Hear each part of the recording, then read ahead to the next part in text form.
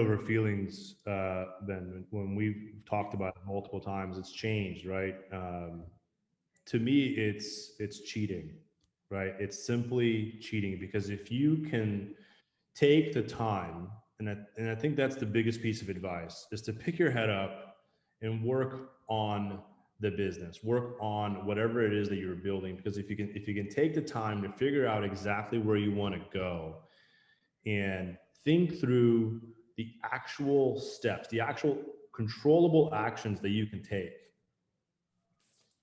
and then just simply follow through. And in week 1, maybe you hit 5 out of 7 days. And then in week 2, maybe you hit 3 out of 7 days, but try the consistency. And that's what I think the cheat code is consistency.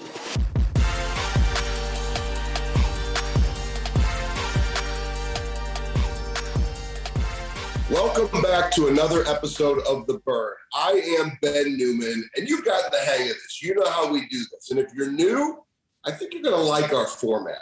We bring you entrepreneurs, athletes, celebrities, individuals, business owners, performing at their highest possible level. How do they get there? You'll end up finding there's consistency in all of our episodes, and especially in today's, that there's a burn, there's an underlying fire that lies inside of high performers that ignites why and purpose, that then causes people to take the necessary action to do what it takes to be successful. Today's episode, I promise you, is going to hit all of those aspects, because this is an individual that I've not only had the opportunity to work with over the last 8 years, but he's become a dear, dear friend of mine. And that's one of the things that I love about our work, is that you have an opportunity to grow with individuals. And we've had some incredible experiences out on fishing boats, as well as doing trainings with his team, one-on-one conversations that he's had. But I think what you're going to find is there's great power in relationships and the opportunity to grow together. But I also walk away inspired from individuals like Claudio Gambin, because of how they choose to show up in life. So Claudio, I know probably not your favorite thing, knowing that I'm going to put you up on all kinds of pedestals today, because I know that you and your team at Gambin Financial Group are all about serving others. But I know we've been talking about doing this for a long, long time. So welcome to The Burn, brother. It's absolutely awesome to have you. Thanks, man. I'm happy to be here. Appreciate it.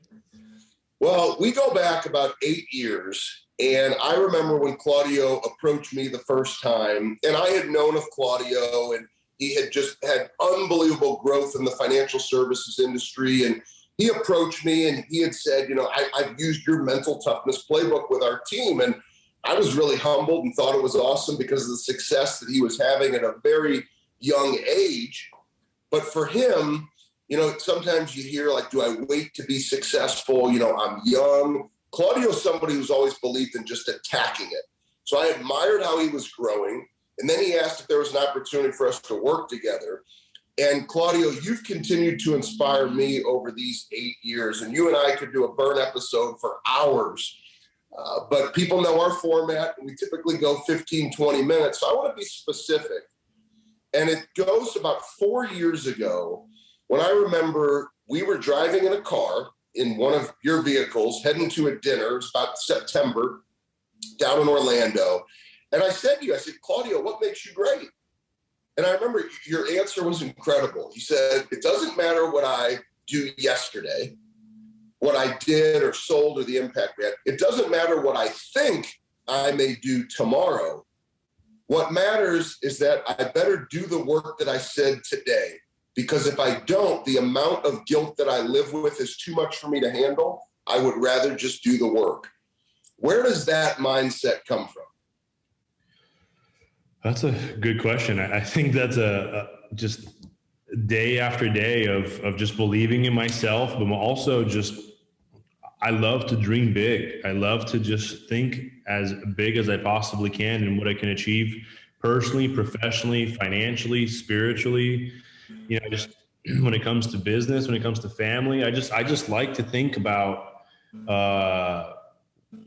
what can I really accomplish, and then extrapolate from there. It's funny that you say that, because it still is the case The work is totally different today than it was back in 2017, 2016 when we were talking about that. But it's still so relevant. And every time I leave my office, I get to predict my feeling. I get to predict it. So when I'm working that day, when I'm walking out of that office to leave for the day, I either get to choose joy or choose guilt. And to me, it's like I reverse engineer it through my work ethic throughout the day, period. Right? So that reverse engineering, because I've admired this about you, there's just a level of intentionality.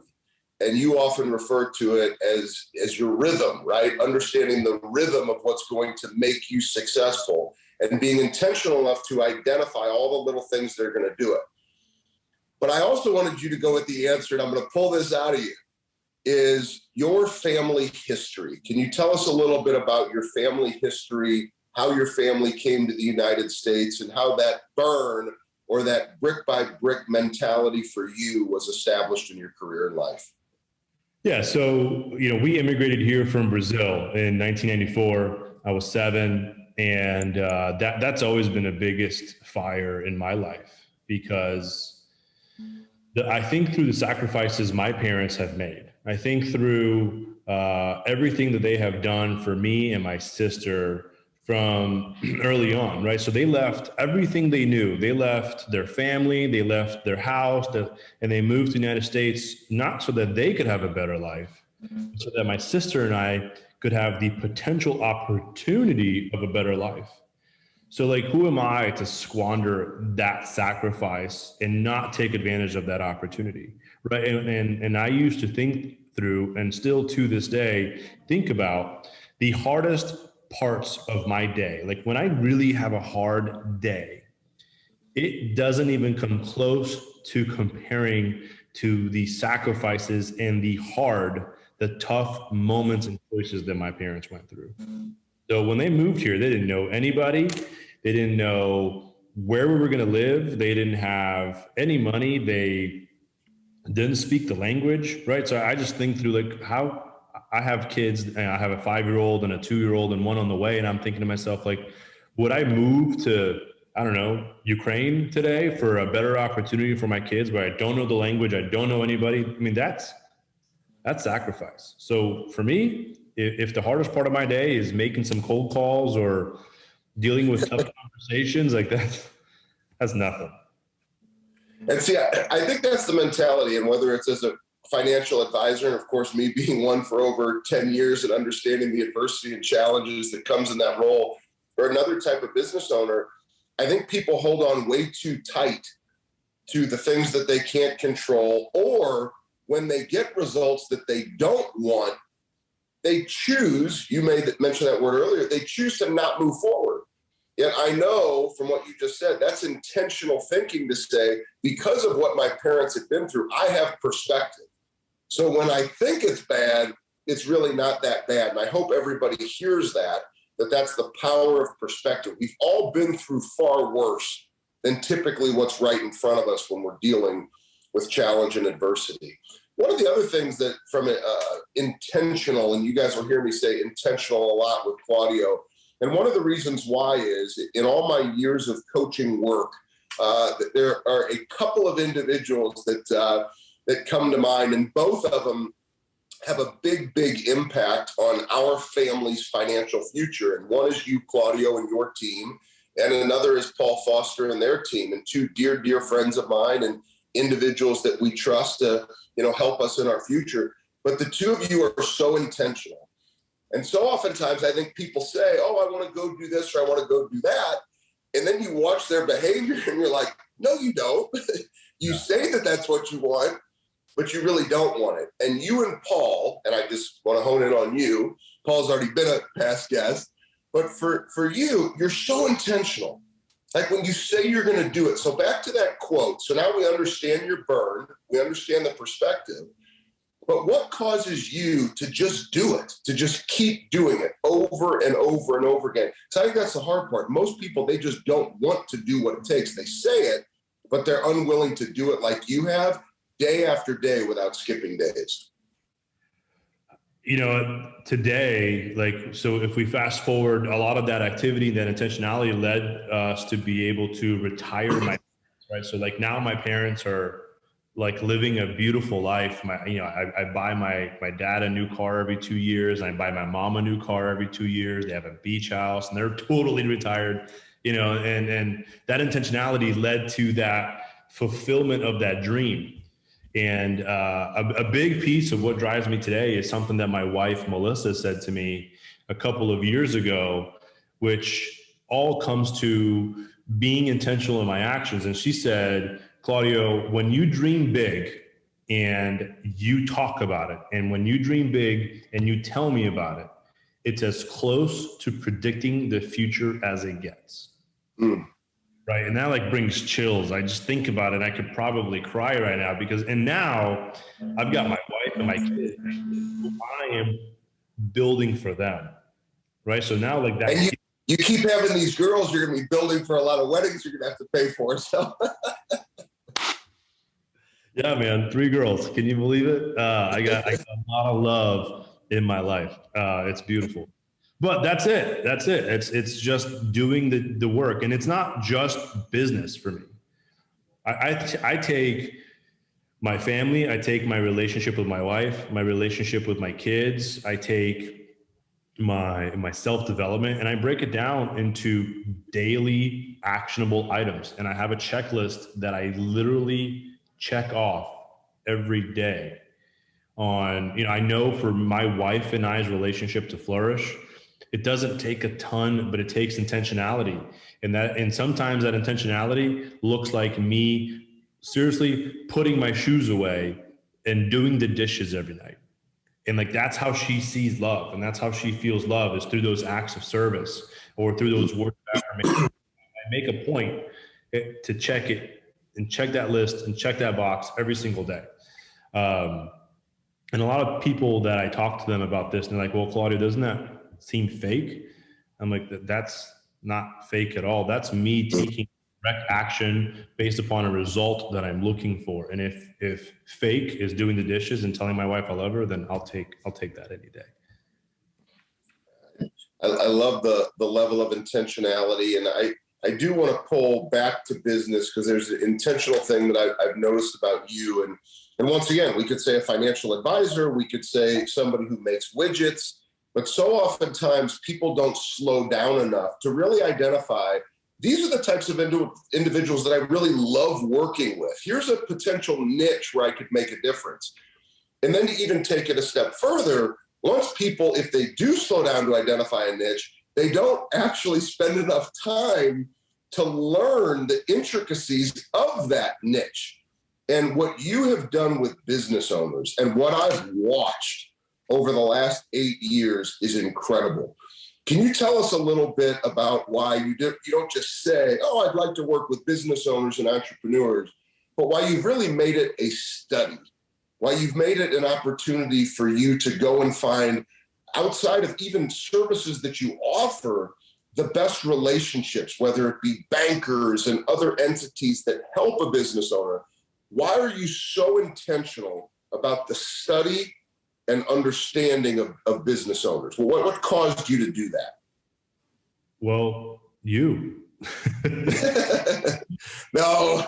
Yeah. I maybe pushed you a little bit, but you may not remember this, but early on you said, Claudio, look at your book. And Claudio, who do you enjoy working with the most? Right? Not who do you make the most amount of money with? Who do you find the most amount of joy in working with? And I looked at the entire book, and at that time we had like something like 1,000 policies on the books and 700 clients. And the segment of individuals, it was 37 of them, the segment of individuals that I had the most amount of fun, enjoy working with, were business owners. And you said, if you focus on that, the amount of growth you will have will eclipse anything else that you could possibly do. So yeah, you. And so that's what we did. In 2014, we just started focusing on business owners. And I studied every possible article, every strategy, everything that could possibly be. And over time, 8 years later, we've become, in my opinion, the experts in the country when it comes to truly focusing and planning for stage 2 growth oriented business owners. And what that is not a startup, not someone who just started their business, 6 months ago and they're just in that survival and they're just trying to get some traction. Not the guy who's on a plateau, who's ready to sell or has a whole board of directors and barely even is involved in the business. I'm talking about the individual, the entrepreneur who is still there day to day, getting their business to 10x, getting their business to 15x, so that they can eventually create the lifestyle that they want and be able to fulfill their dreams. How important is it once you hone in on understanding how to leverage capital? I think, so oftentimes you take a business owner and they automatically think like, okay, here's $1. So I'm going to take that dollar and I'm going to put it here. And one of the things I continue to learn from you, right? Because that's the benefit for me and working with an advisor like you, is I get to learn the different things that are going on. How important is it for a business owner to learn that $1 can actually be leveraged to create multiple ways to invest that same dollar? How important is that concept of leverage when it comes to business growth? I think it's everything. I truly believe that when working with a business owner, that never competing with the business is like a golden rule, right? Because when it comes down to it, you're a business owner, I'm a business owner, and we both know that your business is probably your best investment. Yourself is probably the best investment you make. But at the same time, we don't want to forget to diversify and forget to create alternative strategies. So what we end up doing is we end up looking at leverage at ways to help our clients build flexibility in their cash flow, help our clients build diversification in their overall liquid net worth. And in today's environment, with such a low interest rate world, you can actually put some of your cash to work, make a healthy rate of return, and then borrow against it at a smaller rate or a smaller cost than what your money is making. So there's a lot of ways that you can double dip your money. There's a lot of ways that you can leverage your cash flow. There's a lot of ways that you can leverage your entire business from an asset perspective to go acquire the assets you need, to go acquire the individuals you need to really get your business to the next level, right? And then we always focus on, okay, here's where you are today. Let's make sure that no sort of outside attacks is ever going to be able to destroy what you've built. So we look foundation, protect, right? Protect the castle. And then from there, we look at tax planning and tax strategies and how to grow, make more money, but also keep more, right? So if we can implement the right strategies into your business, very creative, specific, individualistic strategies that ultimately leave more money in the bank that you can then go hire more people, buy more trucks, go get whatever it is, so that your business can then grow, and you do that year over year over year, that small wins along the way, that's just going to increase the valuation of your business across the board. And then you look at, okay, we've got this business that's X today and we want it to be Y tomorrow. Well, how do we get you there? What kind of capital do we need to get you there? What sort of sales, what sort of revenue, what do we need now? Like the same intentionality I take with my business. If that's where you want to be, what do we need to reverse engineer and act on day after day, right? So we talk through accumulation plans. How do we want to accumulate liquidity? Because liquidity is everything, right? If you've got dry gunpowder ready to go and an opportunity presents themselves, you're going to be able to attack. And the way I look at this, Ben, for all of my clients is I'm always thinking, okay, if this is my business, like what is my business plan for them? And how do I manage that? I love business. When it comes down to it, the strategy of business is something that I believe is a hobby for me. Like I love the idea of starting, growing, and I'm involved in several different businesses at this time. So I think that's it. I think it's just treating that business and thinking about exactly where that client wants to go and not solely focusing on products. I think a lot of advisors in my industry get really hung up on, okay, here's this problem that they have. Like, how do I make my product solve their problem? As opposed to, how do I solve their problem? And if I do, eventually there will be enough room for my product. And that's different world. So I love it. I know everybody can hear the intentionality. I think those are such incredible examples that help people understand there's so many different ways to do things. And I'm going to make sure, that we put in our notes for this show, opportunities that you can reach out to Claudio, reach out to his team. If you fit that business owner mentality, or your business is in a spot where those types of conversations might be beneficial. We don't do this much on the show, but people don't realize the importance of having that trusted financial partner relationship. And so I'm going to make sure that we do a strong job of highlighting the importance of follow through in that area. The last thing I want to mention before we hit our finish line, and many people are already going to know who you are because of the fact that I talk about standard over feelings whenever I speak. And it's a concept, I'm an iron sharpens iron guy, so I love learning from you. Will Compton is the one who actually originally taught me standard over feelings, and we highlight that in the book Uncommon Leadership in his chapter. But there's two examples of people that I give when it comes to standard over feelings every speech. And it's you and it's Nick Saban. And once again, I know you don't like being put up on a stage like this, but it's you and it's Nick Saban. And I continually admire how, and this doesn't mean that people don't have feelings or you don't experience problems, but I hope everybody heard Claudio's example earlier of how he shifts his perspective because of what his parents had to go through to give him his opportunity. When you do that, you naturally silence your feelings and you push to the standard, or those daily actionable items that Claudio references.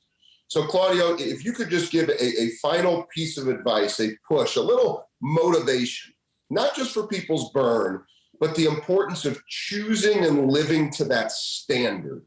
How important has that been for you in your life to get to where you are?